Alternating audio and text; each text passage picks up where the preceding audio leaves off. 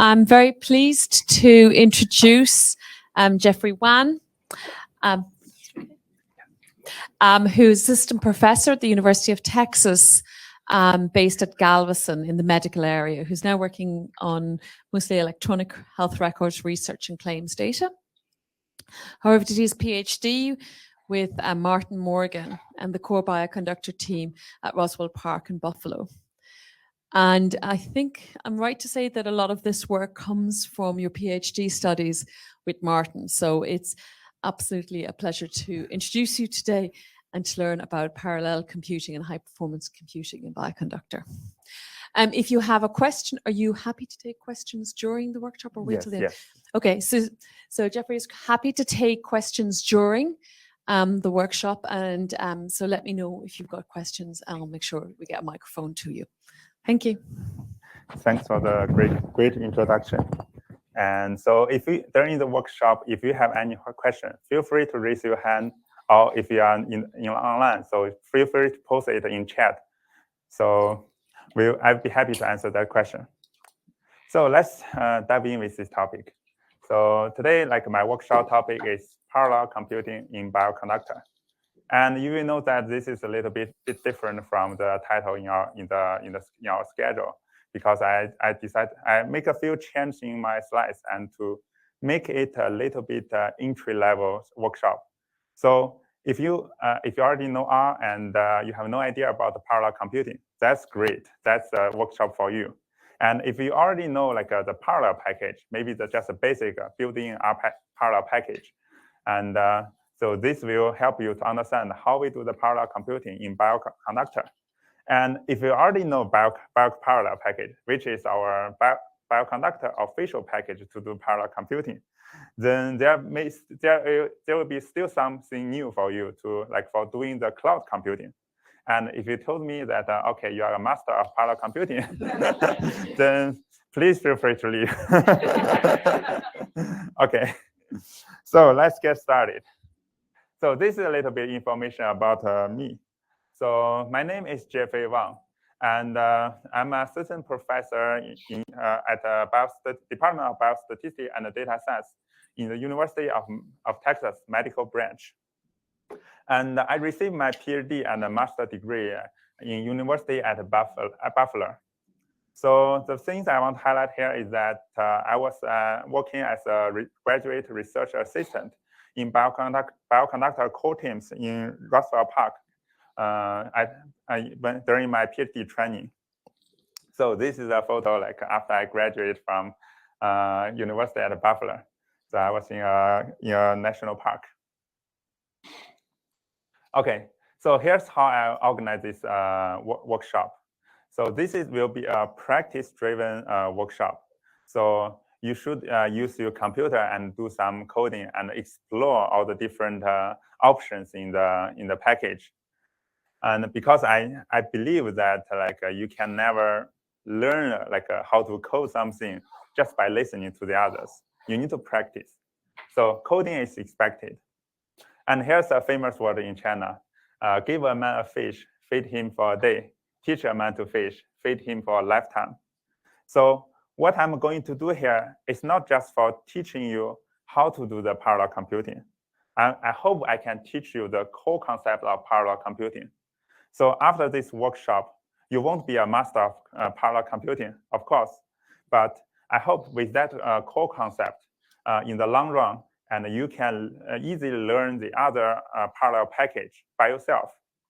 So I believe even though the functions can be different and the code can be different, but if we are doing the parallel computing, the core idea is always the same. So let's get started. So this is the start of the story. So this photo, let me hide this part, so you can see the footnote here.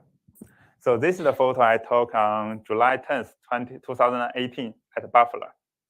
So you can see there are 4 screens here, which are 4 computers. So during that time, I was a PhD student, and I'm trying to do a simulation to prove that my fancy algorithm really works under some certain settings. And that algorithm, due to its poor design, is really slow. So unfortunately, and so in order to do that simulation, and then I can go to publish my paper in a journal. So I have to run it like, it takes roughly like a few days to finish that simulation. So I say, okay, that's too slow. So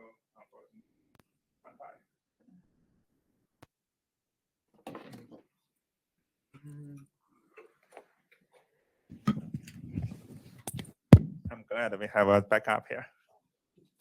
Okay, so I say, okay, let's go parallel.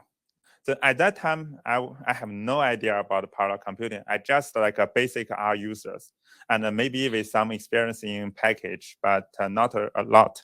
So I decided to use the R built-in parallel package. And you can see there are four computers here. And actually, so this photo was taken when I was doing the parallel computing using all these four computers together. So they are doing the parallel computing, and you can see there's actually, it's not very clear, but this is our studio. So this is the main computer I'm using to do my computation. And also I have two laptops and one desktops, and they are from my roommates. So this room I share with my two roommates. So I borrow their computers and say, okay, let's do some simulation. So this cluster, I can still remember the number. So had 16 cores and 32 workers in total. So 16 cores, it's not a lot in nowadays, but just imagine back 5 years before, like AMD just released the first generation of the Ryzen processor. And actually it's really a lot of cores already.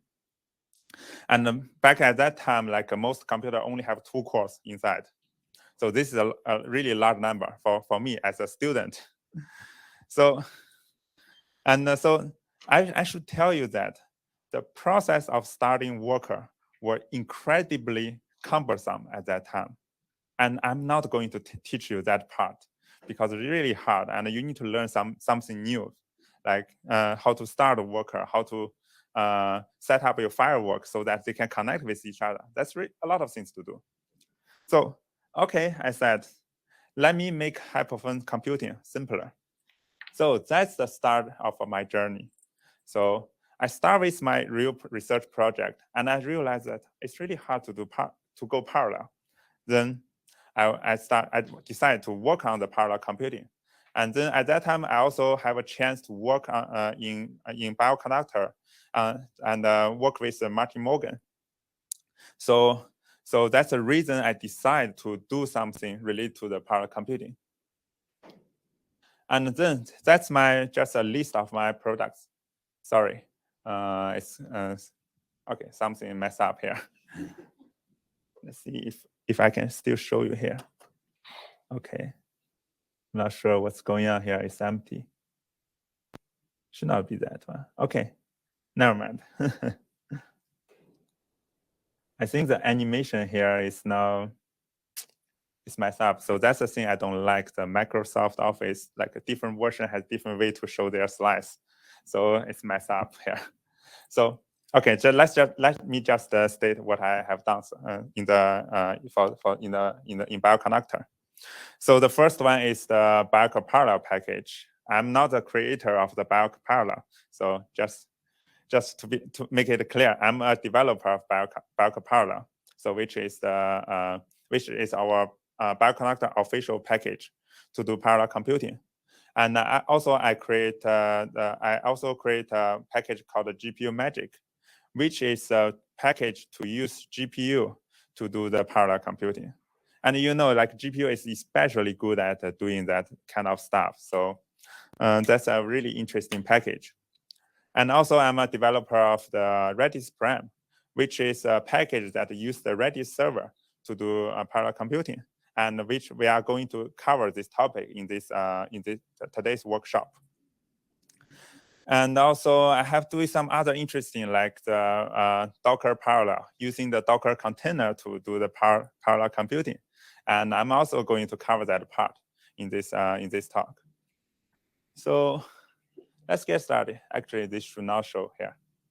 So this is actually my favorite joke. So I shouldn't, the animation does not work here, so it shows everything here. But actually, I will just repeat that. Pretend that you don't know it. Okay.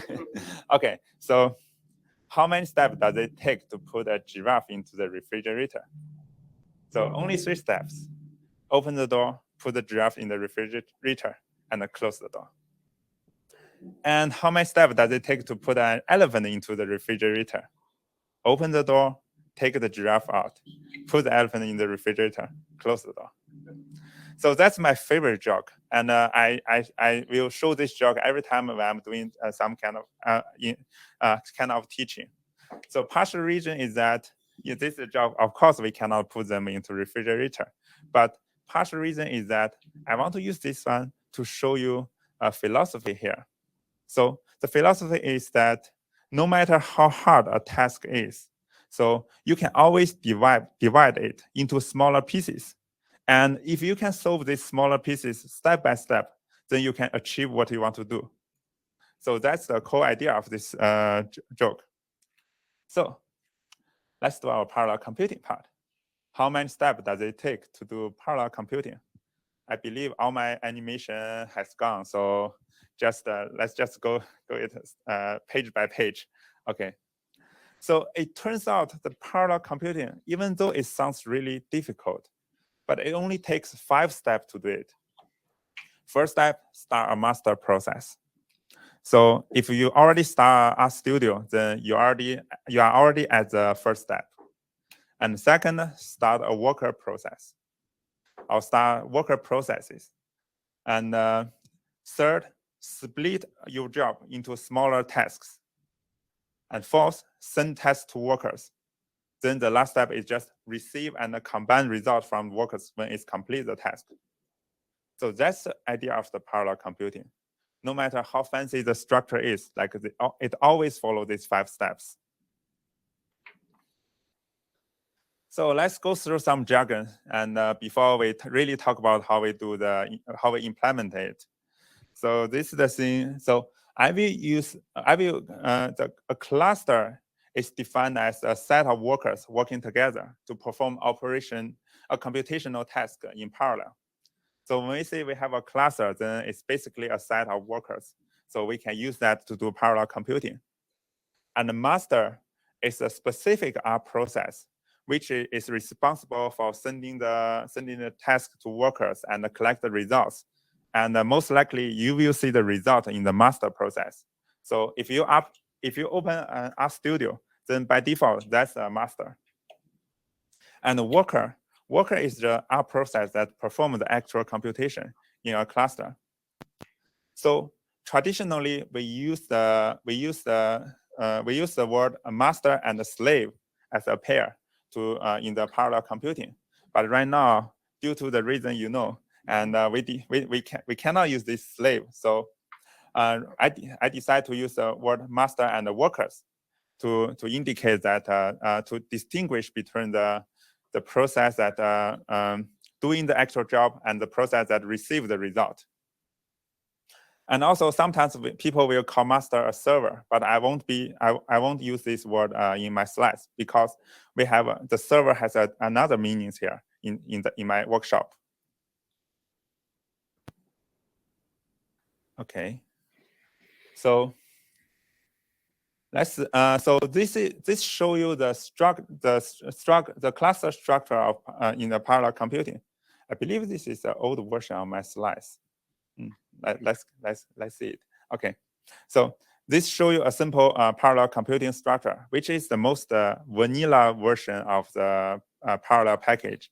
So you have a master here, and you have a few workers, and the master will directly connect with the workers to do the parallel job.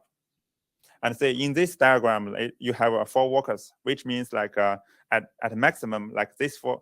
You can these 4 workers can work together. You at maximum you will have like a 4 times speed up compared to a single thread version of your code. And now this is the job splitting diagram. Still remember that 5 steps?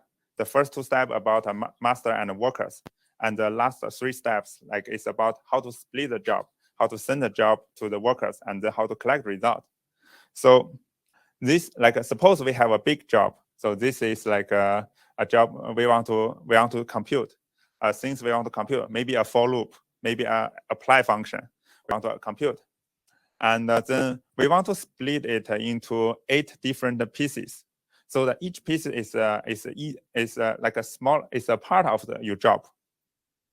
And then we throw these 8 pieces into we feed these 8 pieces to the 4 workers. So roughly speaking, each worker will receive 2 tasks. So we call the things you want to compute a job, and we split the job into smaller pieces. Each piece is called a task, and then we give the task to the worker, and ask the worker to do the actual job for us. So this is how we do the job splitting behind the scene. Okay, so I believe this is the old version of my slides. So please excuse me. Let me update my slides, so make sure it's the recent one.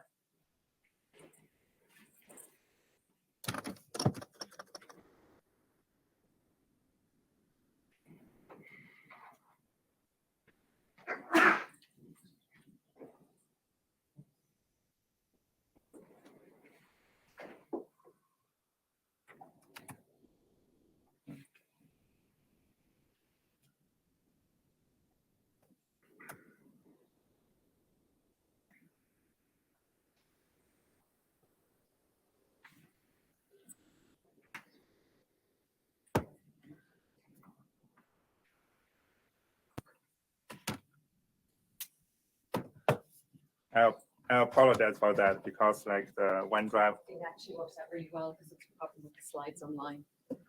Okay. So it's perfectly good. Actually, we needed to do it anyway. Okay. So what do you suggest? Just keep going? No, well, no, we need to restart the slides anyway and reshare. Okay. Okay. So just take your time and just get what you need, because the slides aren't being shared. Oh, it's not shared? No, it stopped at one point in time. When you had the problem with the graphics, it stopped sharing at that point in time.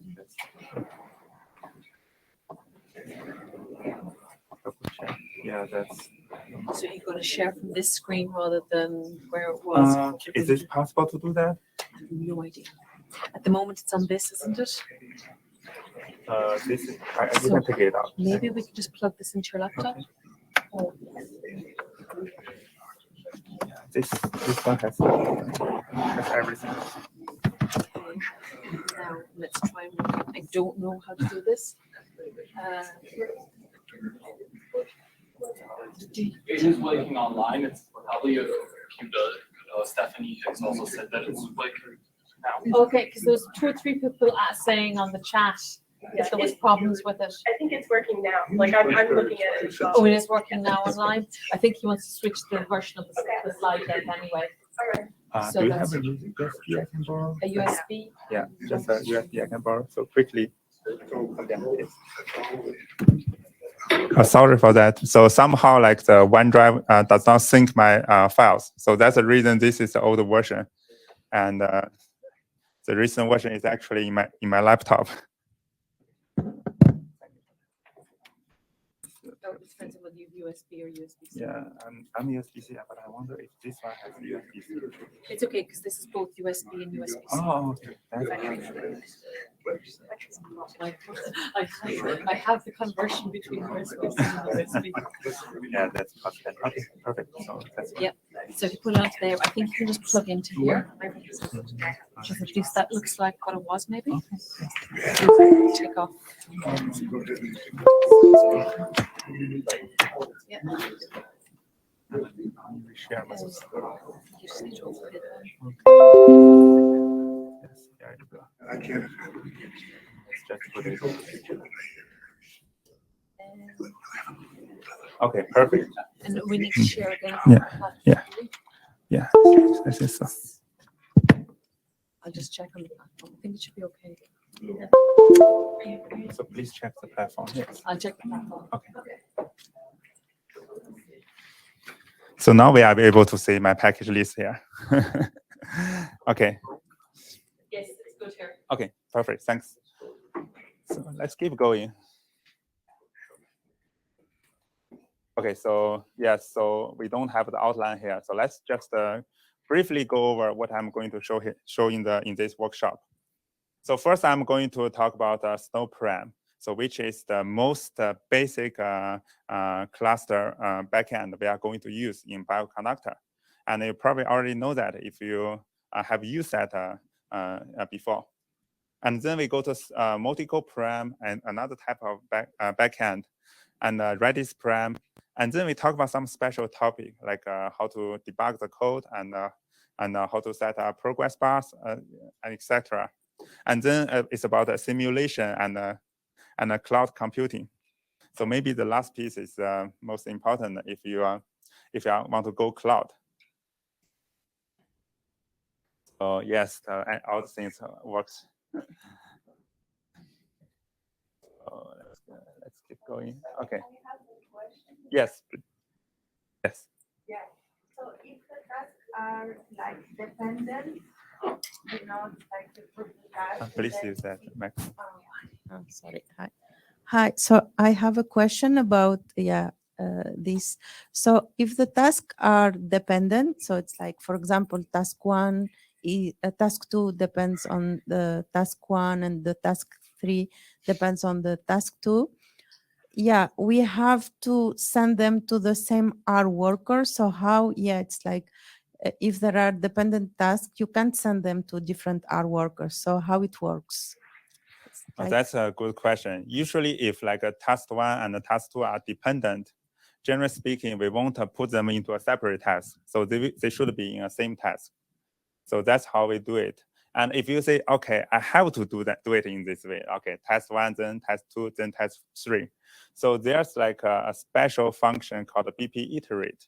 So it can send one task at a time, so that make sure the sequential order of the tasks.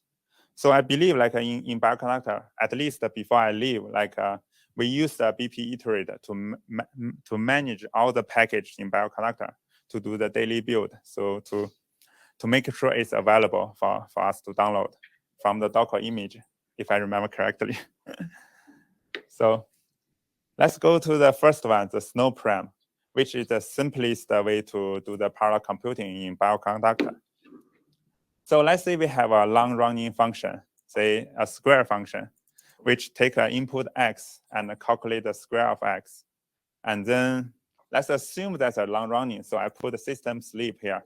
So this function will sleep for a second each time it's called. And then if we want to calculate the square of the sequence 1 to 8, possibly you can use this lapply function. So this function will apply the sequence 1 to 8 to this square function. So the square function will be called 8 times. And so each time it has one element from this sequence. So that's the lapply function. And with no surprise, this will take about 8 seconds to finish, because each time a square function is called, it will sleep for a second. So because it's called 8 times, so in total 8 seconds to finish. So that's the most common way we call the function in R without doing any parallel computing. This is single-threaded, single process. And now let's go parallel. So to do that, we first create a computing cluster with 4 workers. So of course you need to load the BiocParallel package using library BiocParallel. And then you define a SnowParam. So I'm going to explain what does SnowParam mean later. But now let's define it. It's just a cluster. And we want a SnowParam cluster with 4 workers here. So worker equals 4. And so we tell R, okay, give me a cluster with 4 workers using SnowParam as the backend.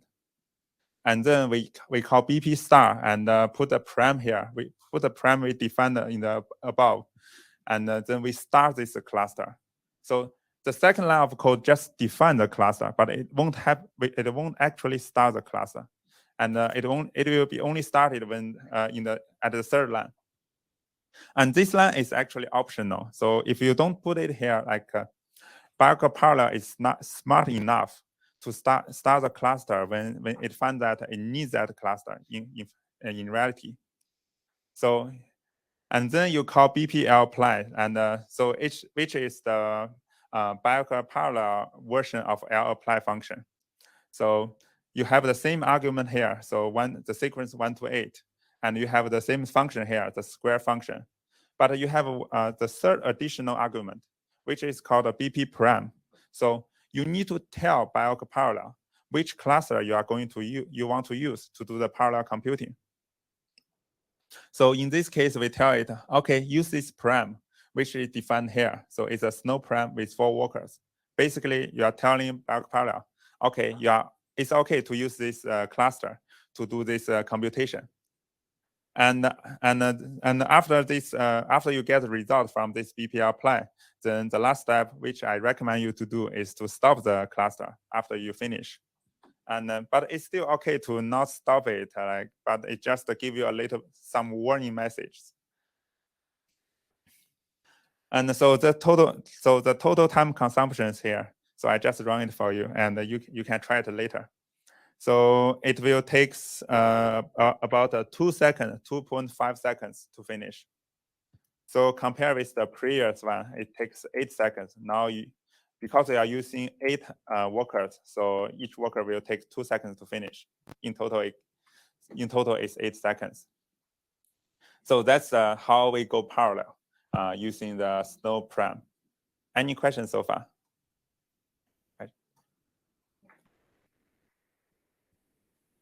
Yeah, what's the benefit of doing the BP start and the BP stop? That's a great question. So like I said, this is optional, so you don't have to do it manually. But the thing is that if you don't do it, then in BPLApply, like BiocParallel knows that you are going to do parallel computing. So it will start the cluster for you, right? And after this BPLApply return, it will stop the cluster for you. So the issue here is that if you just want to run BPLApply one time, there's no issue with that. You don't have to start and stop it every time. But the issue is that if you want to run this one multiple times, say we have 3 BPLApply here, and then each time it will start the cluster for you and stop the cluster for you. That will be time consuming. So you are trying to, if you want, you can start this in advance. You are saving the time to create that cluster. Makes sense. So how can we know the exact number of worker, because sometimes you have a task and then you don't know what number you have to put of workers.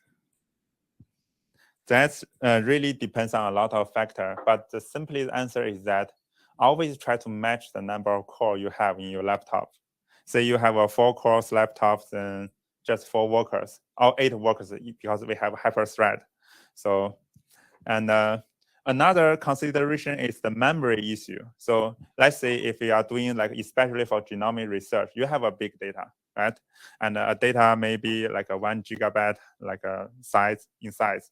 And so each worker will take about 1 gigabyte, in your memory. Then if you start say, let's go go to a high number, say if we start 64 workers, then at least you need to 64 gigabyte memory to support the worker to do the calculation. So that's another consideration. If your data is large, then you may need to reduce the number of workers in order to feed the data into your memory. Thank you. And how should you do that inside a function? If you want to have a function that parallelizes, would you start and stop inside the function, or would you let it outside? You mean start the BP star? Yeah, maybe start and stop. Yeah. Oh, start and start is always outside the function. You cannot start it inside the function. Any more questions?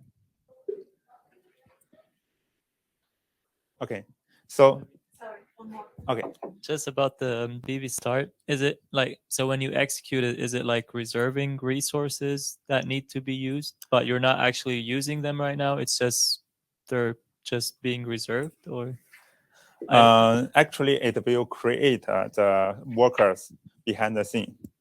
So the workers will be running in the background so that every time you need it, it will be there. You don't have to create it again. So it's like BB Star is like say if you want to go to browse website and then you open a Chrome, you open it, but you don't really to browse like Facebook. You don't really go to Facebook. You just open the Chrome. So that's how BB Star does. So it opens the Chrome for you, but it doesn't do anything. So it will really, you really go to Facebook when you tap the link to the Facebook, right? So this is like a BPL It really do the calculation when you call BPL function. So I will also show you how to do that in the workshop. So actually in the workshop container, you should have you should be able to reproduce this example. So let me walk through that part.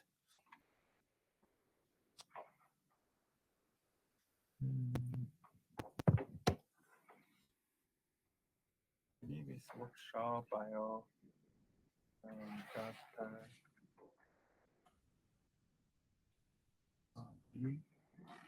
all right, yes.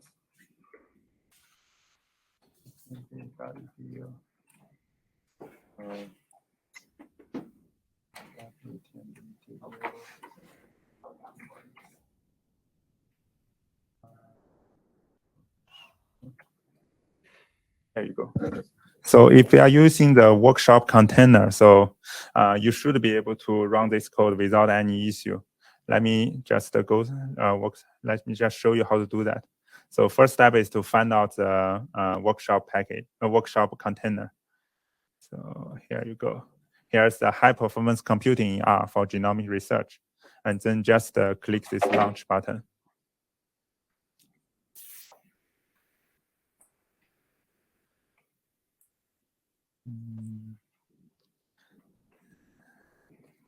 And just be a little bit patient for its first time to run it.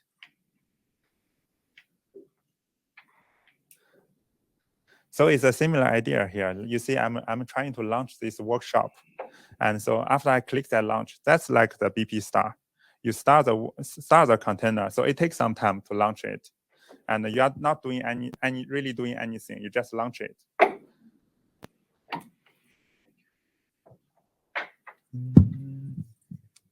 So it's quite slow today. Maybe a lot of people are using that. I see. Okay.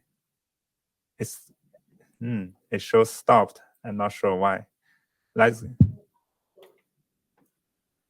only have 2 containers here, but let's just go to this old container. I already start one. Okay, so stop. Don't see it. Okay.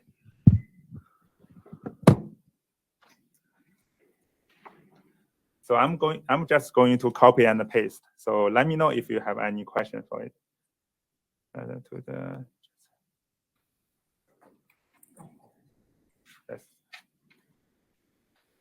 That's so weird. I cannot copy and paste here.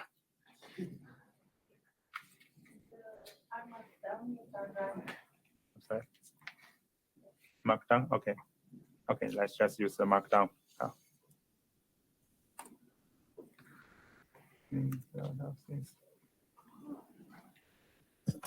So you can find the similar code in the R Markdown, even though it's not exactly the same. Let me try to find that one. So this is a square function. And then we can do the library first.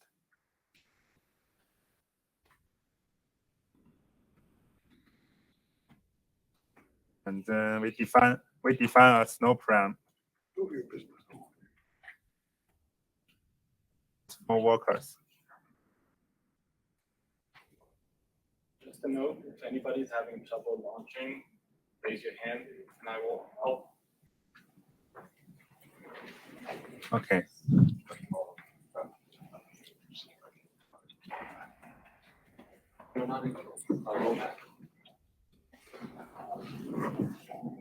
I use this BP start to start the worker. Class already started. Okay, I have something running in my session. So let me just clean that one and rerun that everything for you.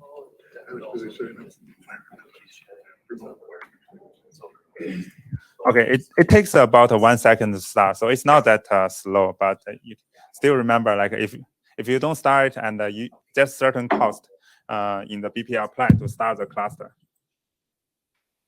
So let's say 128 and the square, the BiocParallel. Okay, so let's just direct run it. Let's see how. You see, it only takes about, you even do not need a timer to know that it takes less than 8 seconds to finish. So that's the most basic parallel computing procedure. Any question to this? Question?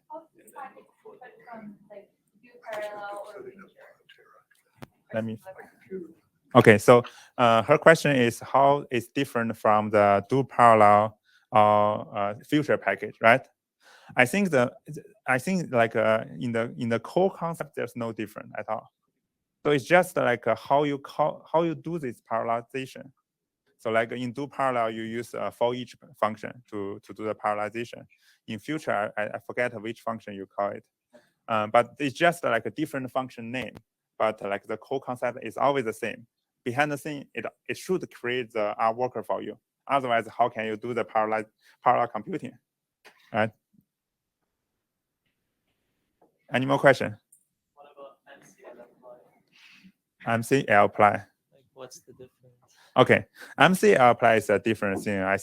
I think I'm going to introduce the multi-core param. So that's like the bioconductor version of MCL apply.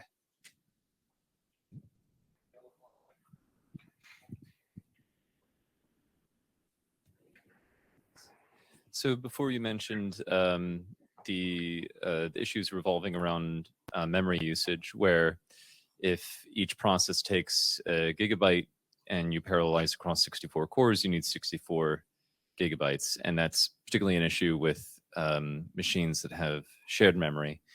I've tried different scenarios where I tried to parallelize and just, in each of those jobs, just have the segment of the data that is actually needed for that individual task. But in R, the entire environment is copied. And now you could imagine splitting that data set and writing it to disk 64 times, but that seems like an extra step. And you also now are spending time on reading and writing. Is there any way around that where you're only launching processes with the subset of the data that you actually are doing in that particular round of compute? Good question. I think like there are two solutions actually. So the one solution is what I'm going to cover in the next topic, the multi-core param. In case if we are using Linux, so it's only for Linux and the Mac OS. If you are using Windows, then you cannot use the multi-core param. And the second method is actually using a package called SharedObject. So which is a package, sorry. Just one thing. Please make sure you only have one launching each, because there's a lot of people both here and online. And if you have two launched, someone else won't be able to. So just go to user active workshops. If you have two of them, please delete one so that you only have one. Okay, message from Alexa. Please only run one workshops online. Otherwise, like other user cannot run it. We are having some resources easier now.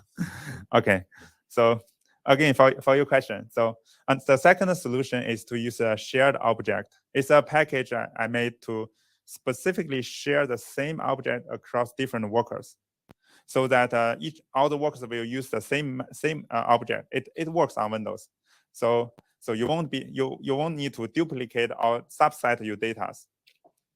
So that's two solutions if you are using a single computer to do parallelization. But if you go to like a server, then possibly that solution won't work. And we don't have a really good solution for that yet right now. I hope that answers your question. Yeah, perfect. Can you use something like delayed array just to say? That's a good point. Actually, we have a kind of a delayed something structure. So that kind of package will read the data from your local file system. So that's another way to save the memory usage. You don't have to load the entire data set into your memory.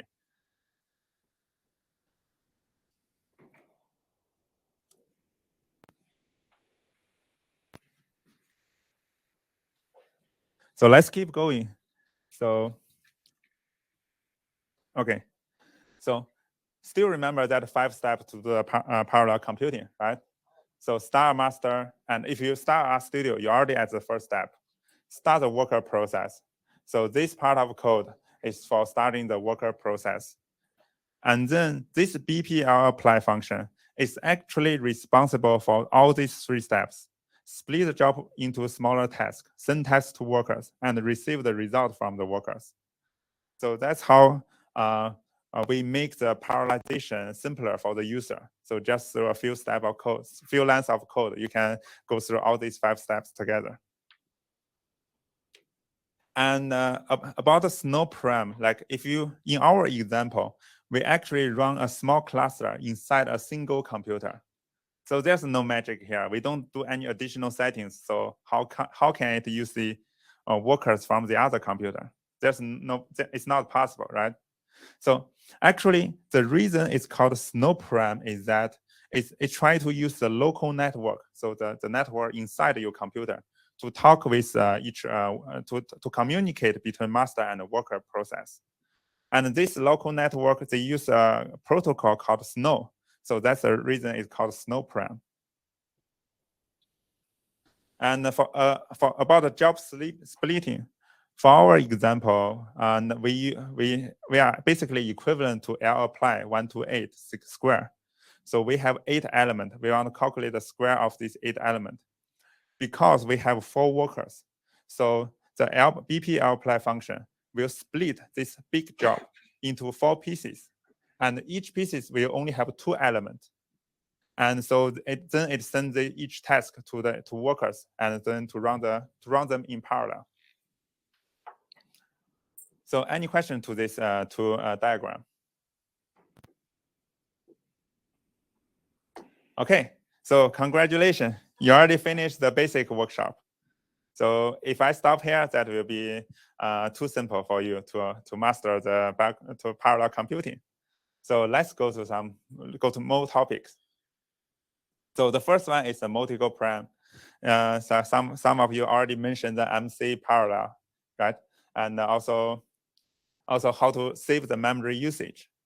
So let's talk about why. Why do we need a multiple param? So when your computation involves an object, and each worker will require a copy of that object to do the computation.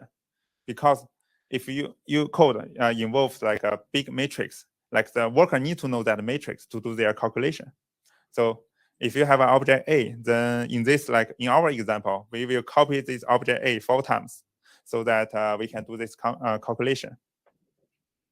But this is not efficient, because like you already know that if the matrix is big, then there's a memory issue. So multiple param is a way to save some memory for you. So I'm not going to discuss the technical detail, but so this is a way to fork the process. And because it's using the forked process, so it's not available on Windows. So it's only available on Linux and Mac OS. Or if you are using the container, then you should be able to use this multiple param. And so it still try to create 4 workers for you, but it just copies the master 4 times without copy the memory. So all these 4 workers will use the same memory as the master process use, so that they can use the same object A. There's no copy of the object A. So that's the concept, the big picture. Now let's talk about how to do that. So it turns out that creating a multiple param is surprisingly simple. So still, we start with the BiocParallel package, and then we define a multiple param. and tell it how many workers we want. And then we call BP start to start this param, and then do our BP apply, and then we stop. So you can see that the last 2 lines of code are exactly the same. The only difference here is that we replace this no param with the multiple param. So this is like one benefit of using BiocParallel package, because you can easily switch the different parallel cluster without changing your actual user code. So here's the total time consumption. You can see it's even faster than the snow param. So even though I think this is just caused by error. So how can I share the? So you need to know that so everything before you start the param will be shared across the workers, and everything after start the cluster will not be shared by the worker. So if you want to share a large object, please do it before you call BP start. So if you create a large object after you call BP start, then it won't be shared by the workers. Because BP start is the time point where you duplicate the master process. So that's the multi-go param. Any question to it? Question? You should also have all your libraries loaded before you do BP start then? Oh, so the question is that, do you have to load every package you need to use before you start the cluster? The simple answer is no. You don't have to load every package you want, because package loading is like very fast compared to the like data loading. So usually you don't need to load all the package before you start the cluster.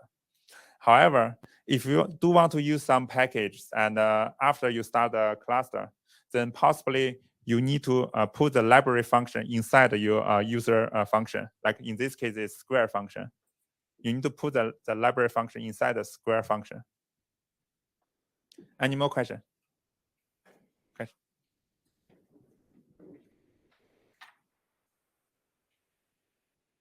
Yeah, what multi-core param just seems better in general than the other option. What are situations that you wouldn't use multi-core param? So I'm a Windows user actually. So unfortunately, most time I will use no param, and multi-core param is really good, but there's one issue with it. So actually, for long-running tasks, and sometimes the R will do the garbage collection, and this garbage collection will try to change the data structure of your shared data. So in order to make sure every worker has the same have their own data, so it has to duplicate that large object for you during the garbage collection process. So for a long-running task, then multiple param, you will see that in the beginning it won't consume you any memory, but then after maybe a few minutes or half an hour, then it starts to create a new object for you, and you can see the rapid increase in your memory consumption. So that's one problem with the multi-core param.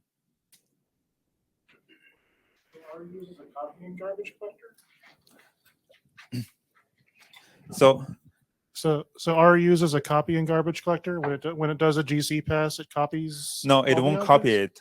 That's happened at the system level, because the system knows that all these five process, one master and 4 workers, all these 5 process share the same data, and so when like the garbage collector try to change the structure of that data, so the system knows that okay, it's time to duplicate it say 4 times, in order to make sure the change in one process does not affect the data structure in the other process. Okay, so it's only the change data that gets duplicated. Yeah, so the garbage collector only changes the data. It does not duplicate it. Okay. But the issue here is that the multiple param use the forked process. So the other process share the same data. You want to make sure the change in one process does not affect the data in the other process. So the data has to be copied before you make the change. Any more questions? So we use the multi-core param the same way, like this way on the HPC, or is there some changes to the code that in the you have? HPC, it depends on like how many servers you have. Like single server, you can still use multiple param. But if you have more than one server, then I would say that's stop using that. Okay. You cannot use that. I'm going to talk about what's a better way to do it in HPC setting or the cloud computing, more generally speaking. Thank you. So instead of 1 to 8, if you had like a huge matrix and you want to share this with the workers, how would you load it before the start then? I mean, so you have to load it first before BB start? Yes, you have to load it first before the BB start. And then I believe this will be automatically available for all the workers. If you load it before. Yeah, if you load it before. Yeah, but then you have to, again, write it, of course, within the lapply. Yes. Okay. Any more questions? There's a question in the chat. Oh, Okay, there's a question in the chat. Let me just check it. Oh, so there was one question about if the slides will be available. Okay, yeah, I will post the slides after the workshop. Okay, so there's one question is what is the difference or advantage of BiocParallel compared to the parallel package, and what is the aim of developing BiocParallel? Is it to provide a unified interface? So for the parallel package, it's actually an R built-in package, and most likely if you are trying to do some like a bioconductor things, like a genomic research, and you run into a problem, and actually I don't know there's any way to ask the developer about that issue if you are using parallel package. So for the BiocParallel, we actively monitor our GitHub issue page. So if you have anything related to bioconductor then and related to the BiocParallel, you can post it there. So that's one advantage. Another advantage is that we develop our own backend using this BiocParallel package. So like I already introduced, the two most common type of backend, the SnowParam and the multi-core-param. So you can find it in parallel for sure. There's a MC parallel stuff, and you can also do it. But there's no RedisParam, which I'm going to introduce in the next few slides. So that's only available in BiocParallel. And I believe there's also a do Redis for each package. So I mean, like so in summary, like the difference will be like the number of backend available for you to do the parallel computing. And there's one other question is, would it also work with single cell experiment object or summarized experiment object that are not exactly a matrix, but matrix-like containers? It works. And that's a short answer. Yeah. And there's one other question, which I think is probably better answered later on, because it's a specific error that was identified. I see. Okay. So now let's talk about RedisParam. So this SnowParam and the multi-core-param are sufficient for to do a small scale parallel computing. But our needs are usually not that simple. So just like the photo I show you, like I have 4 computers. How can I make them together to put them together to create a small computing cluster?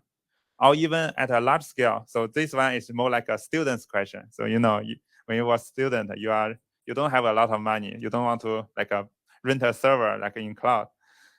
So if you are working right now, so most likely you have a server like HPC, you have or you have some budget for renting like a few 10 servers, 10 different servers. So it will quickly become a problem because the SnowParam and multi-core-param are incredibly hard to connect these computers together. So that's the reason I want to introduce this RedisParam, which makes everything super simple. So let's talk about the structure of the RedisParam. So instead of allowing the master process to directly talk with workers, so remember previously our master directly talked with our workers in a single computer. Now, because we have multiple computers, so we put a Redis server in between the master and the worker process. So the idea here is that, okay, so this Redis server is like a place, like a worker and the master can meet together. So you don't have to know where the worker is, and the worker also don't have to know where the master is. As long as you go to the Redis server, it's always there. And also the worker, you can see that the master, server, worker are on different computers. So that's like the ideal situation. But this is not a strictly enforced. You can put the master, server and the worker on the same computer. There's no problem with that. So the Redis server can be downloaded from this link, or you can directly use the Docker image. So I recommend you to use the Docker image, which I'm going to show you later. Like in the cloud computing situation, using the Docker is way easier than install it manually. And now it's how. How do we do that? So to use the RedisParam, so we first need to start a Redis server. So we will start a Redis server from a terminal. So this is the command to start it. And let me just briefly go over each argument. So the first part is just the command for the Redis server. So Redis dash server and dash daemonize yes means that okay, run this server in the backend in the background. So if you don't specify this argument, then this command will block your entire terminal. So it will run in the foreground. And this require path just simply means require password. You don't want to open your Redis server to all the people around the world. You just want you to have the access to this Redis server. So that's the reason we want it to be password protected. So the password will always be BIOC 2023 in our workshop.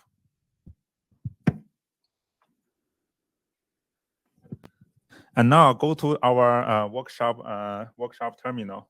So actually, this is our RStudio, and so most people are familiar with this console right there. Actually, we have a terminal here. I don't know how many of you actually use that one. So you can go to this terminal to run some command.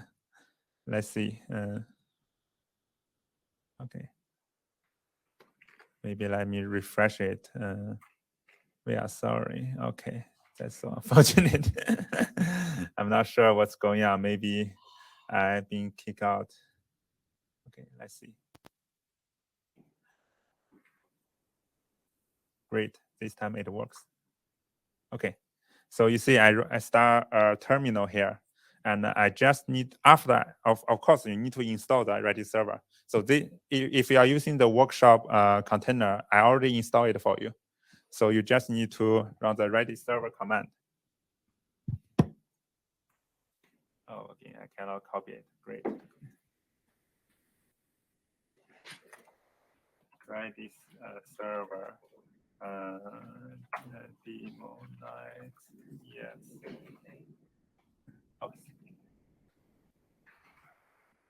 That's right. Demonize, yes. Demonize, yes. No capital. Yes. Require pass file 2023. Hopefully it works. Okay. So now at this step, there's no like a message here. So don't worry. So you already start the server. So you don't need to do anything in the terminal. Just go back to your console.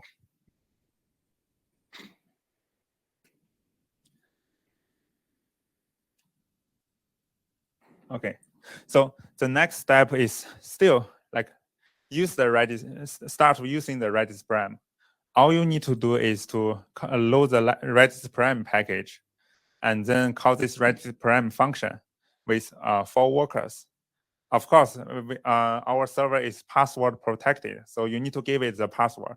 So you have additional argument here, redis.password equals BIOC 2023. And then you just call bp start to start this cluster. So that's all you need to do if you want to try it in the workshop container. The rest are exactly the same, still the same bp apply function, bp stop function. So let's try it out.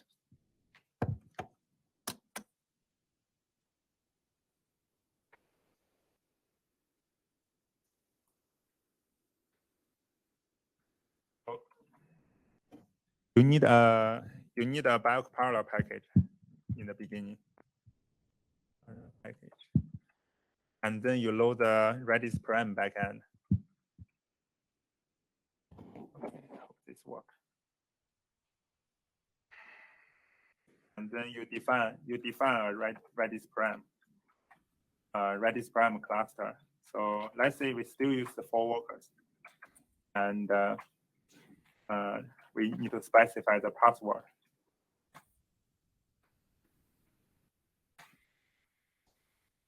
Then we BP star param. Let's see. So there's no errors here, so which means we have successfully created the cluster. If you see any error message, most likely you will see that cannot connect with Redis server, which means that you haven't started the Redis server, or something is wrong with your Redis server. And the rest of the code is the same, BP apply 1 to 8. Let's just use the built-in square root function. So BP param equals param. Okay, you see the result return immediately because this function is very fast. Okay, so that's how you use the RedisParam, the simplest way to use RedisParam. But now we still do not go beyond a single computer. We are still working with a single computer right now.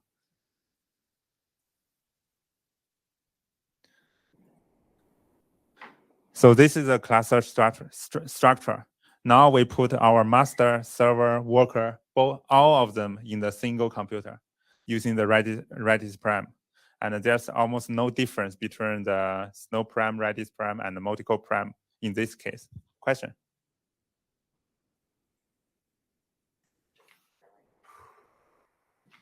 So the main advantage if you're doing it on a single computer using RedisParam is that if something's going wrong, you don't lose your work, or is there an additional advantage of having the Redis server in between the master and the workers?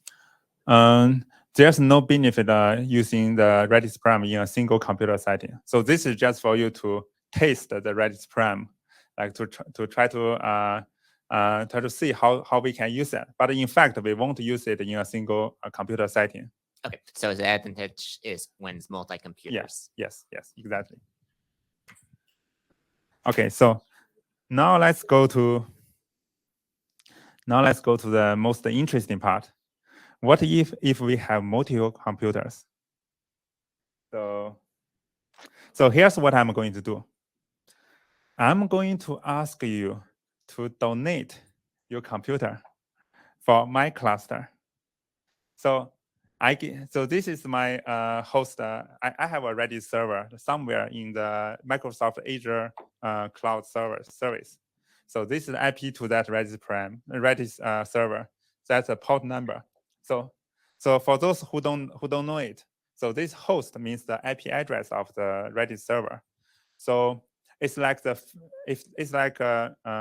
so in the network, we need the IP address to find the computer we want to talk with. So it's like if you want to send a letter to your friend, at least you need to know the physical address of your friend so that the letter can be delivered to that.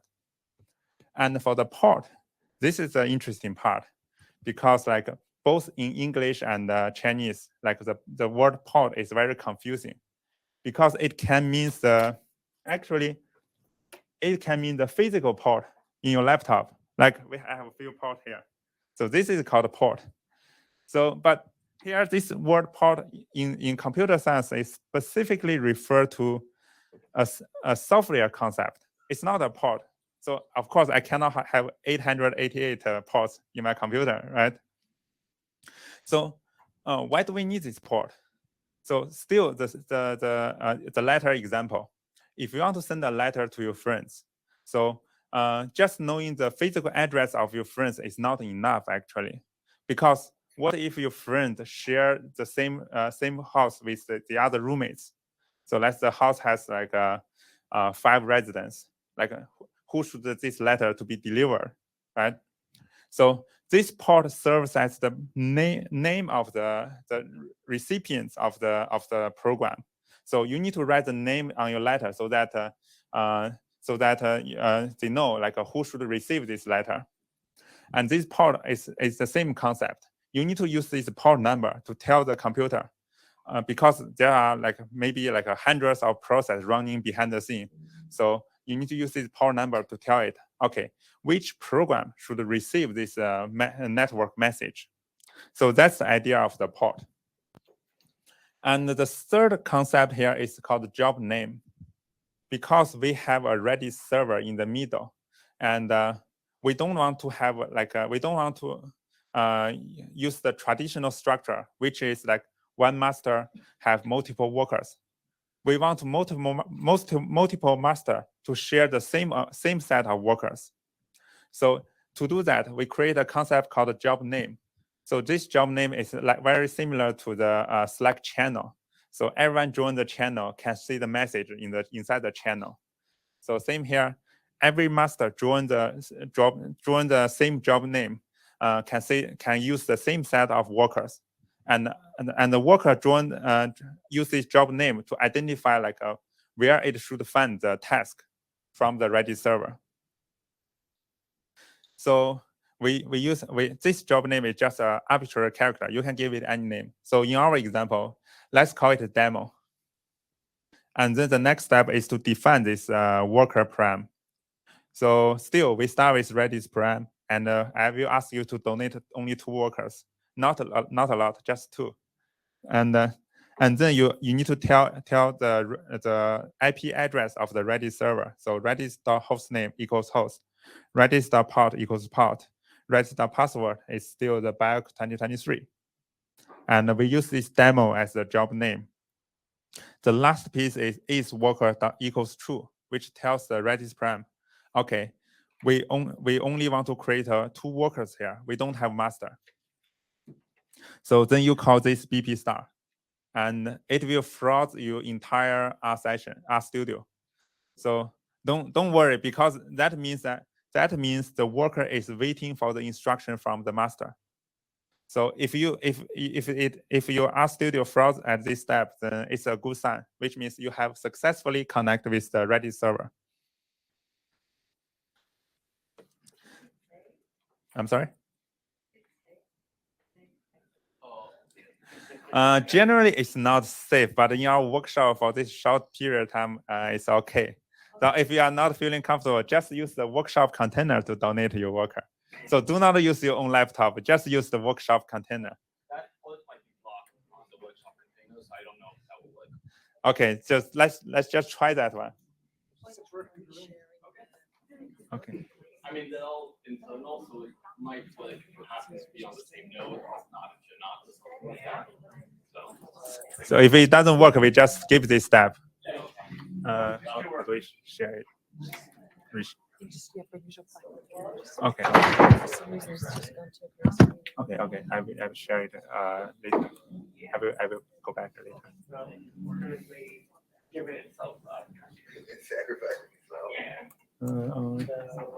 there's like yeah, you know.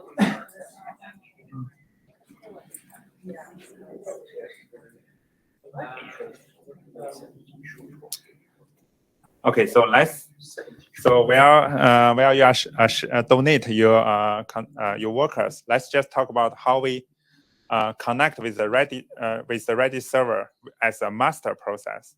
So because this is more about the worker side, and how we do it in the master side.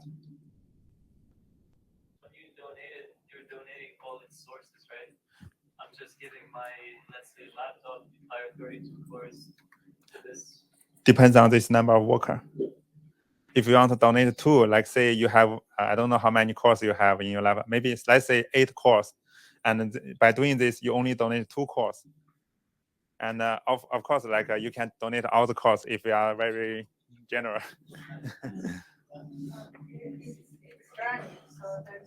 No error. That's good. That means you are donating that. Thank you. Thank you for your sharing. Okay. So now let's talk about question. So is it supposed to hang forever? Yes, it's supposed to hang forever so that it can wait for the instruction from the master. Yes. I will be the master. Don't worry, I will free you all like after this slides. So this is like how you create a master process using the RedisParam. Still the same concept. You have a host, you have port, you have a job name. It's the same thing. But the RedisParam here, we don't have the workers arguments because we are the master. We don't need to create a worker. And we just give it the host name, post, password, job name. And the last piece is worker equals false, which indicates this is really a master process. And then after you create this RedisParam, we call this BP star to start this one, to really connect with the Redis server. And then we can try to see how many workers we have by using this BP n workers, stands for number of workers. And we can, let's see how many of you have successfully donated the workers. Yeah. So can the worker be also master? No. A worker, if you want to create a both worker and a master at the same time, so you need to use our previous example, like this one. So you don't specify a star worker here. So it will create both worker and a master for you. But most likely, if you want to go cloud, then most likely you don't want to create them at the same time, because you have multiple machines. It's not just a single machine.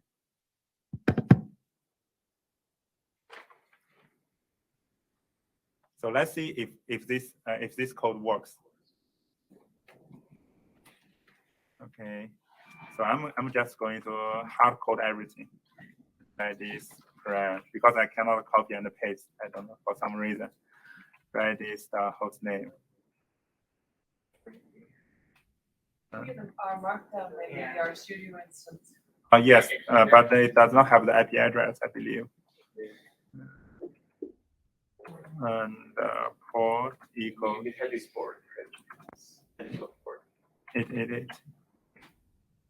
Let's see if we can do that. Hopefully it will. Redis and Redis password equals that 2023, and job name equals demo, and its worker equals false. Enough. BP start. Now I define the param, the BP param, the cluster. I can start the cluster, and then I can check BPN workers param. Oh, we have 33 donator. So that's a lot number actually. So you see, like just within 10 minutes, we already have 33 workers. Just imagine like you go to cloud and you rent like 100 servers, how many workers you can create out of this. So that's super easy, right? You just need IP address, your port, your password, your job name, and you are done. You can you are actually doing the cloud computing. Let's see if we can do that. So I'm going to say hello to all these workers. BPL apply 1 to 30. Let's say 1 to maybe 50 to be safe. And the function X. I don't know if I can message you, but I will try. Hello. BP param. You see? So for those who have already run the donate the worker, can you see the hello message from your side? Good. Okay, perfect. Now we are doing cloud computing. Welcome to the world of cloud computing.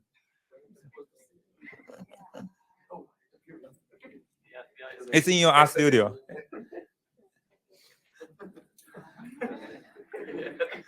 So that's the one last step. I need to free you off, so you won't hang here forever. Let's call this BP stop. Sorry, RP stop. stands for RedisParam stop. Stop all. Give it a param. So let me stop. So you should be all good to go, right? Good. Question.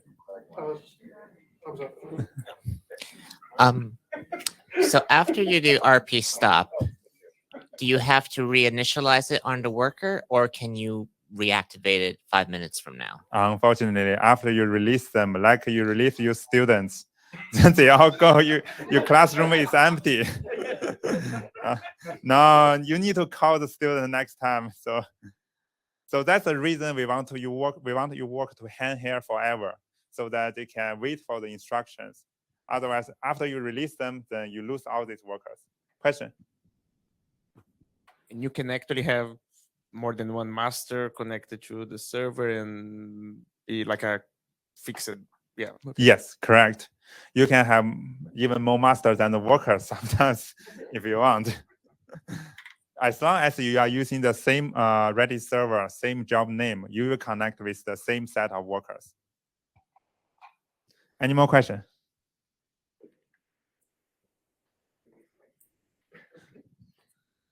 What happens if one of your worker like goes offline in the middle of your job? Or does Good it matter? question. Good question.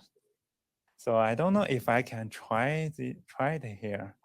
Let's see. Let me think about it. Okay. Let me show you what will happen. So I have so this is my master param, right? So hopefully you don't join it later. Let's see, library. I'm just going to load the package BiocParallel. So what I'm going to do is that I'm still going to use this param as a master param, but I'm going to create a worker param in the other process. And then during the job execution, I will kill that worker and see what's the message on the master side.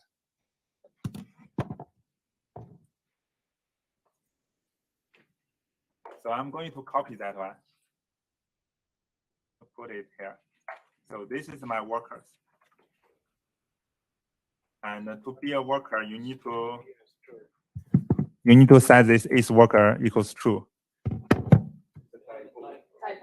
Oh, yeah. Workers equals maybe just 4 workers, that's enough. And then BP star. And so that's the worker side code. So again, let's go to the terminal. I will open another R process. So you see I have an R process here. And then I will just paste my code here and hit enter. Let's see. So it hangs here forever. Great. So which means it already connected with the Redis server. So now let's go back to my master Redis param. So BP star, BP and worker. Let's check how many workers we have. Okay, some of you still donating workers here. But that's fine. Let's try to see what is going to happen if we kill the worker in the middle of the job execution. So I need to have a long running test. So this time I will system sleep.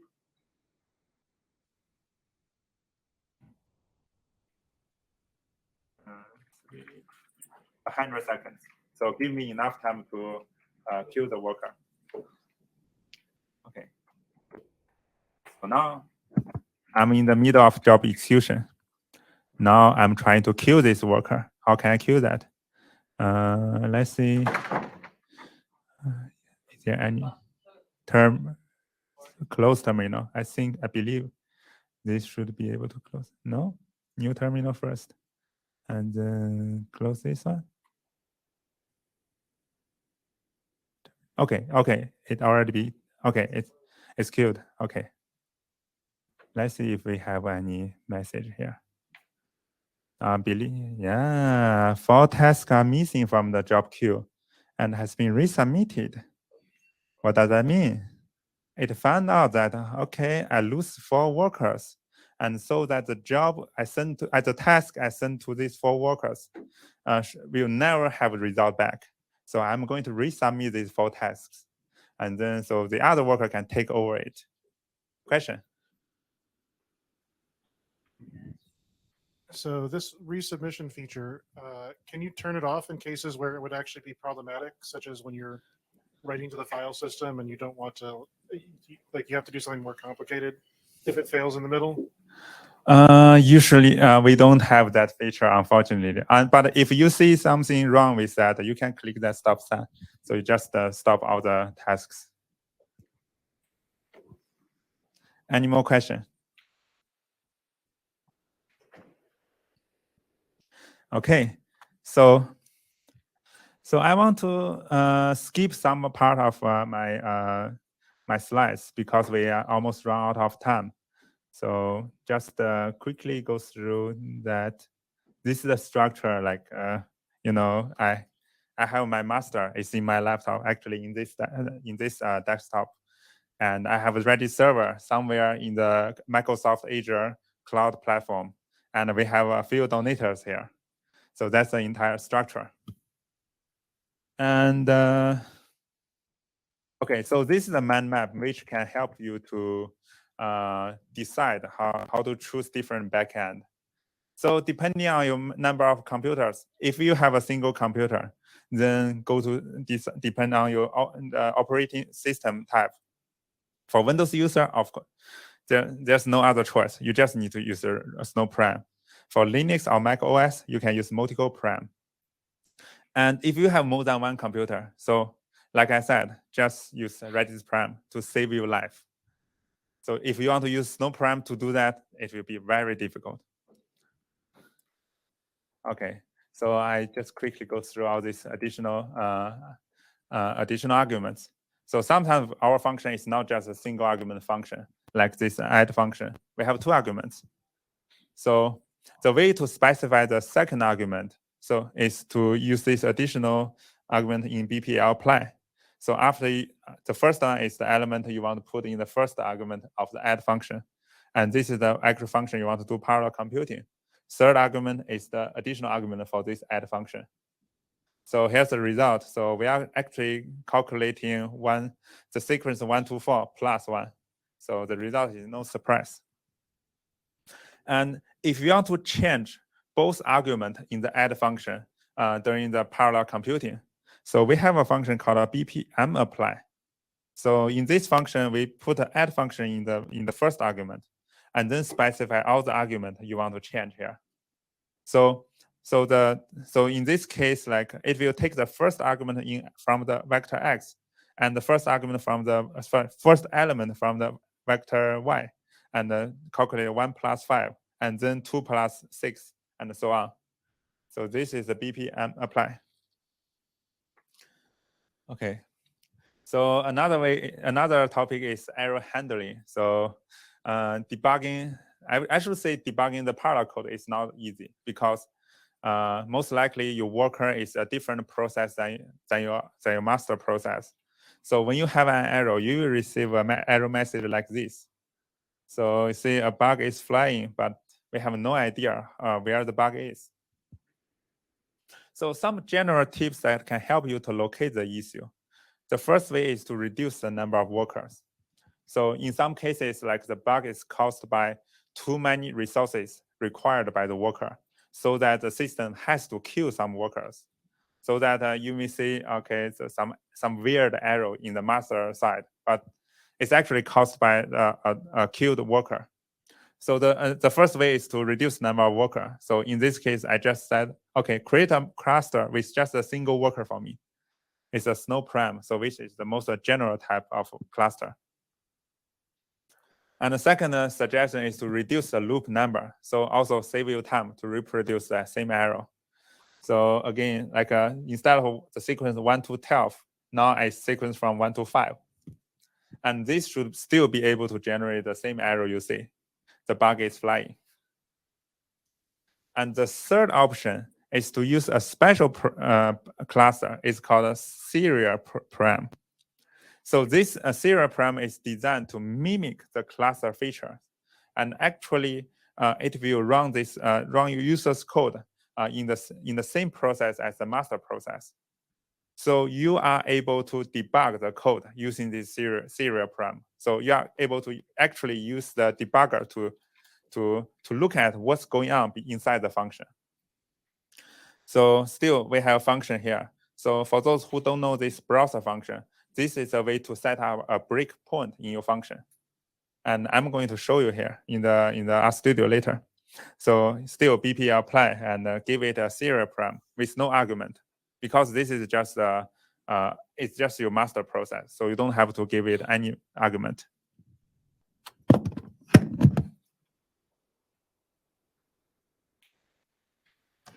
So let me show you the last piece. So how we can set a breakpoint and debug the code.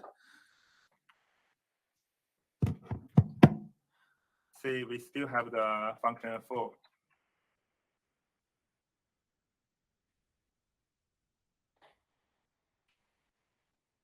And we set a breakpoint browser. And if x equals 5, then stop. But is here.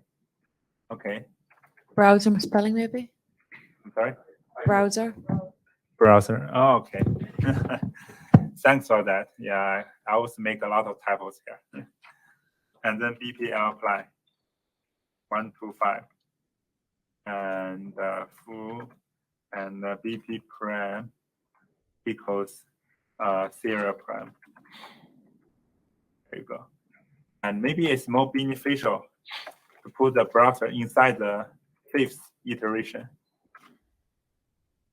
Like this. Let's try this one. There you go. Now you see it enters the debugger, RStudio debugger, and it actually can show you the value of x. So actually you can see it here. Right there. And then you can, of course, for this simple example, you can immediately identify the, you can immediately see the issue here. But for more complicated code, this is the way to see what's the value inside the function and how to debug it. Any question to this? There's a couple of questions in the chat. Yeah. So the first one is, can you request machines for RedisParam directly from the master rather than from the workers? No, unfortunately, we cannot directly ask that from the master process, because the master process has no idea where to find the worker. Remember, master process only know where to find the Redis server, but the Redis server is not the worker. So it cannot start the worker from the master process. But if you are using GitHub, possibly you know that there's some like a tool called SSH, which is for remote control remote controlling the your other computers. So you can set up a SSH key in your worker, and then remote control your worker and start the worker. Okay. There's another question. Could you provide an example on this approach can be employed in omics data analysis? For example, if one had a huge count table to process from RNA-seq experiment via DE-seq2. Don't know if that may be something to be better to ask later, or? I think to apply for a real research question, the first thing you need to do is to think about how this thing will go parallel. Like most likely, you need to find a for loop or a lapply function. So this piece of function will be parallelizable. So if you can, if you code like if you cannot find cannot convert your code into a for loop, then most likely you are not able to parallel them. Good advice. How does a BiocParallel future param compare to multi-core param? Is it meant to be a drop-in replacement? What are the pros and cons? Good question. I think the future param, I'm not the maintainer of the future param, so I believe Martin is working on that part. But from my memory, I think future param is just developed for testing purpose. So most likely you won't use future param in BiocParallel, but I might be wrong. So just to make it clear. Is that the same as future.futureverse.org, or is that different? Is future param from the tidyverse? I'm not familiar with that part.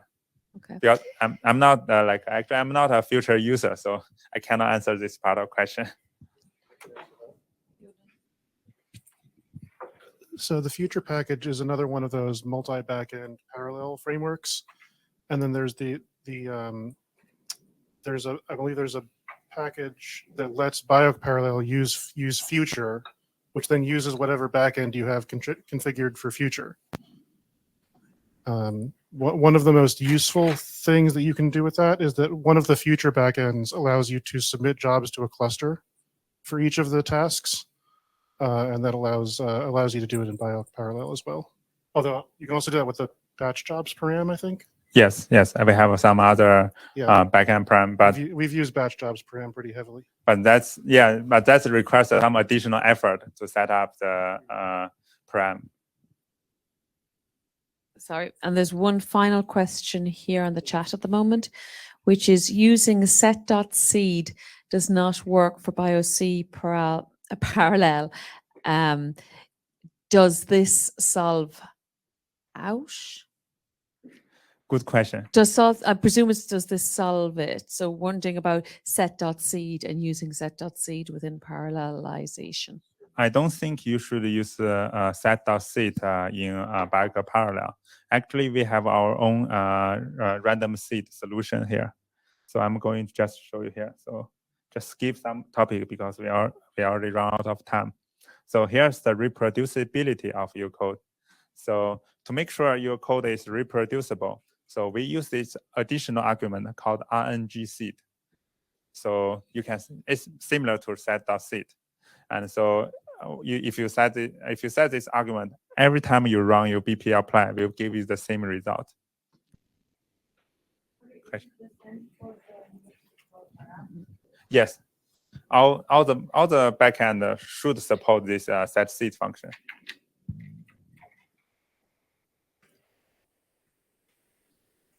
So we already run out of time, but I want to show you the last piece is how you do the cloud computing, because this is like very important. So it's just one slice, but it will take some time to introduce that part. So the idea of, so as you can see that, to start a worker, like the worker code is always the same. You just find a computer and copy your worker code and paste it in RStudio, and then you start a worker, right? So we want to make it easier for us to create the worker on the cloud side. So the idea is to use the Docker image.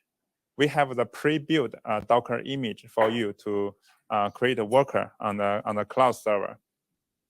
So we have two images. One is the Redis server. So if you don't have the Redis server, you can use this image. So this is like set up the Redis R server for you. And it has two environment variable you need to set. One is the port, which port the Redis server will need to listen to. So it's just like what's the name of the Redis server, so that the network message can be sent to this server. And then another is a password. Again, you don't want your server open to public. So actually, I use this Redis server container to host the Redis server in the Azure cloud. So that's what you just experienced is just from this container. And the second one is the worker container. So this is a little bit long name, BiocParallel RedisParam worker. So stands for BioConnector, BiocParallel RedisParam workers. And then it has like five environment variable, server IP. So this is the IP address of the Redis server. So after you create this Redis server, you should know the IP address. So just put it here. And the server port, again, like the name of the server, it should match. And the server password should match with the password of your Redis server. And then the queue name, we already mentioned that. So you give it a name, any name, you can give it any name actually. And the worker number is the number of worker you need to create from this container. because sometimes, because like in the cloud server, it allows you to use more than one course for a single container. So if your container has 4 cores available, you can say worker number equals 4 in this case. So the last step is just use the master side code to start the master locally. So by doing that, you can put the Redis server and the workers both on cloud, and then you master just in your local laptop, maybe. So that's how you do the cloud computing. I hope I can show you that part to show you how easy it is. Let me try it out. So how Redis server find your worker? It's not Redis server find your worker, it's your worker find your Redis server. Oh, okay.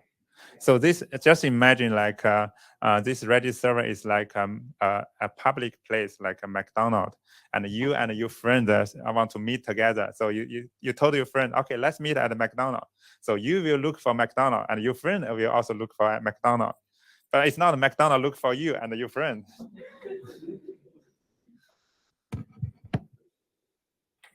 So I hope Azure make this process simple for us. So let's see.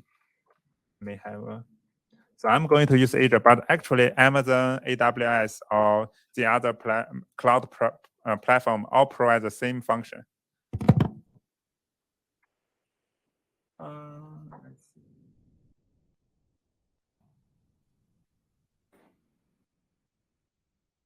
Oh, thanks.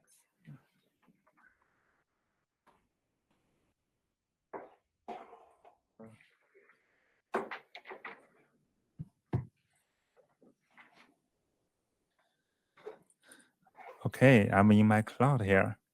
So you will notice that I already start a Redis container here. So, but I will stop this container and start over again, so you can know how I start this server. So I will, like, you can see the IP address is actually the address you connect with. So I will just delete this one.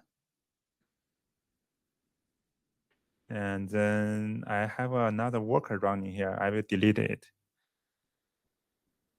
So now my, I believe I don't have any container running here. Now let's create the container. I just go to home and quick start center. And let's see, get started. Sorry, not a quick start center. It should be somewhere in the container, create resources. Okay, let's go to container service. And Kubernetes, we will skip that part. We just need a container, container instance. Oops. Okay. I just need a single container. I do not need a Kubernetes. I do not need all this kind of fancy feature. So create a container instance. So this is resource group. You can give it any name. So you can create a new name. So if you just registered Azure, then you can create any new name here.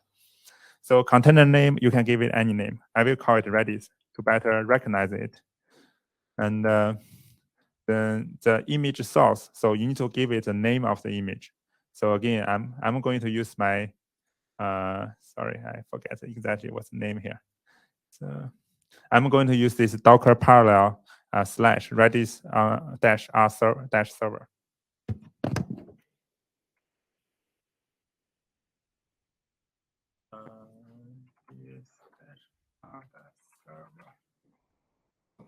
So that's my my image I'm going to use for the container.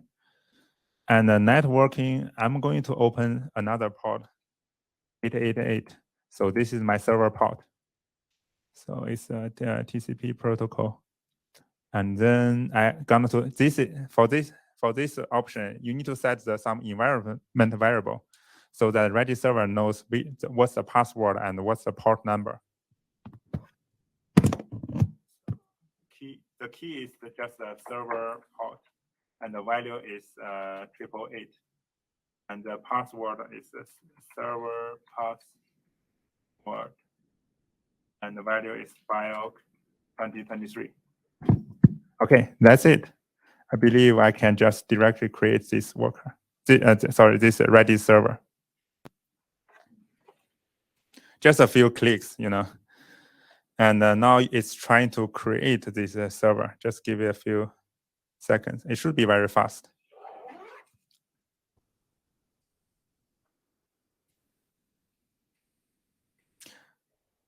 Well, it's creating the server. Let's work on the worker. So still, again, the same process. You go to container, you choose the container instance, you click that create. And then you go through the same process, but this time you will give it a different container name and image source. I will call it worker and other registry. So because this image will be from the Docker registry. So the name is a little bit longer here. Docker parallel / bio dash bio parallel dash redis dash worker. Okay. So now I specify this the paste to my image. And you can change the size, like the configuration, the hardware of the container. So depends on how many CPU you want to use. Because this is a free account, so I can only use 4 CPU at a time. So I'm going to use 2 CPU here. But you know, like if it's a paid account, then you can use more CPUs. And go to networking. You don't need to change anything here.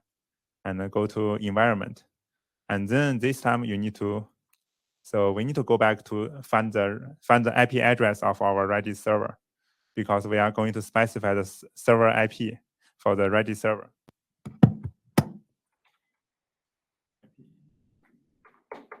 Go to Redis. It should be available. And I have an IP address here. You can see this is a public IP address. And I just copy and paste. And the server port 888. Server password is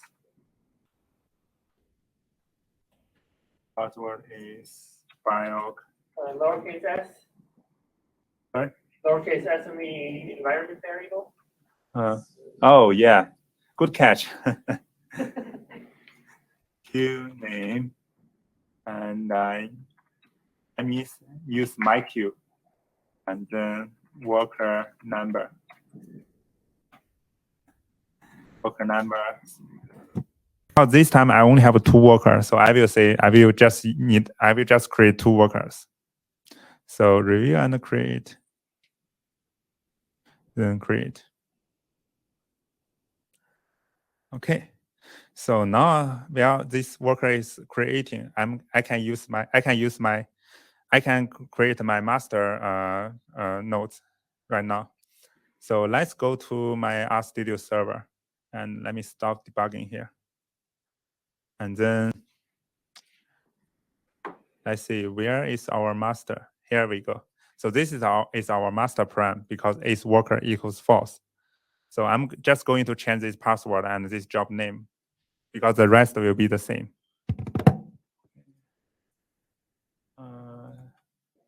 Sorry, I mean change the IP address, not the password.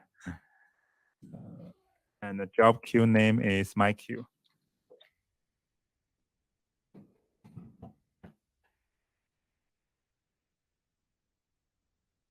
So now I'm able to start the param, so which means I'm able to connect with the Redis server.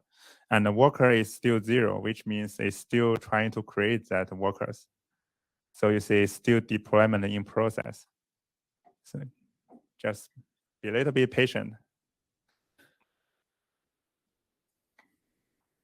But the thing is that here is that the worker configuration is always the same. You know, once you know the Redis server IP address, it's always the same. So once you set up a single worker, and you can duplicate the same worker like multiple times, like duplicate it 100 times.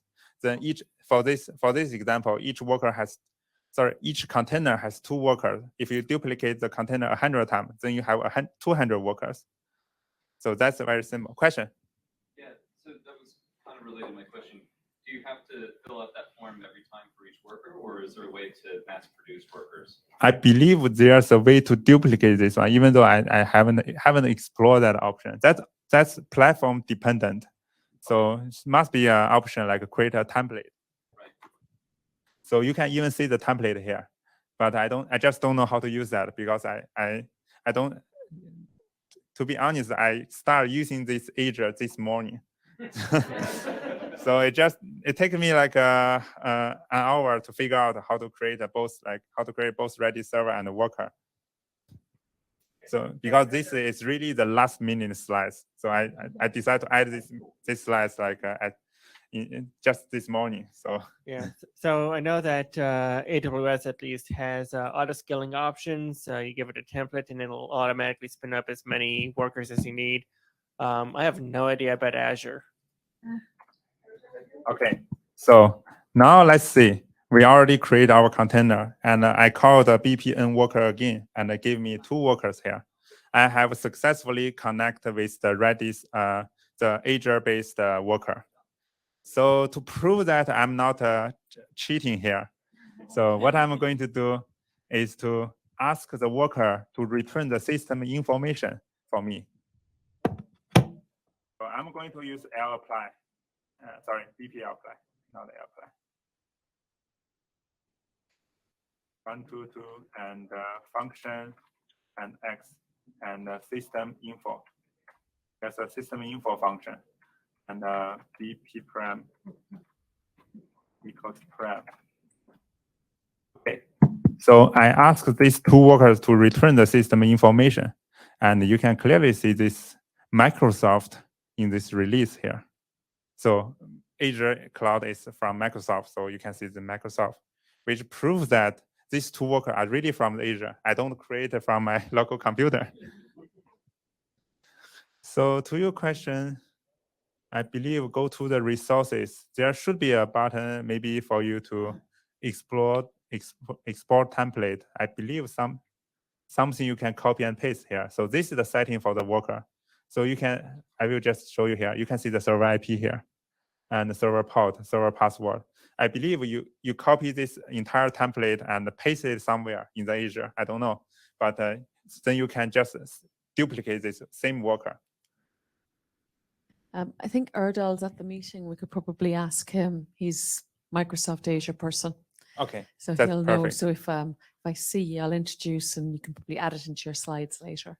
Yeah, that's perfect. Yeah, I will rely on the expert's experience on that. I'm not a like Azure expert, so this is just a basic demonstration. Okay, so that's all the things I want to discuss in this workshop, and I hope you enjoy it. So that's.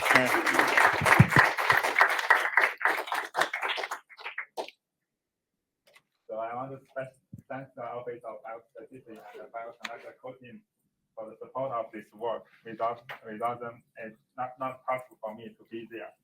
And also I want to especially thank to Matthew Morgan, which is my supervisor during my work in Bioconductor. So I really learned a lot from him, and he's a really nice guy. And also I want to say thank you to my family, like my wife and my daughter. So this is my daughter. When she was I think about 1 month old. So my wife really helped me a lot in my life, so that I can focus on my work. So thank you for joining this workshop. I hope you learned something from it. And that's the end.